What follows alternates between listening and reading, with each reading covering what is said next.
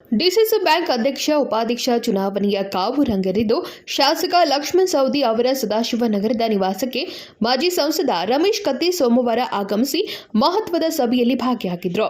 ಪ್ರತಿಷ್ಠಿತ DCC bank ಅಧ್ಯಕ್ಷ ಉಪಾಧ್ಯಕ್ಷ ಚುನಾವಣೆ ಹಿನ್ನೆಲೆಯಲ್ಲಿ ಲಕ್ಷ್ಮಣ್ ಸವದಿ ನಿವಾಸಕ್ಕೆ ಆಗಮಿಸಿ ಮಾಜಿ ಸಂಸದ ರಮೇಶ್ ಕತ್ತಿ ಜಾರಕಿಹೊಳಿ ಬ್ರದರ್ಸ್ ವಿರುದ್ಧವಾಗಿ ತಂತ್ರಗಾರಿಕೆ ಹೆಣೆಯುತ್ತಿದ್ದಾರೆ. ಈಗಾಗಲೇ ಆಗಮಿಸಿರುವ ರಾಜು ಕಾಗೆ, ಮಲ್ಲಣ್ಣ ಯಾದವಾಡ್ ಸಭೆಯಲ್ಲಿ ಸುದೀರ್ಘವಾದ ಚರ್ಚೆ ನಡೆಸಿದ್ದಾರೆ.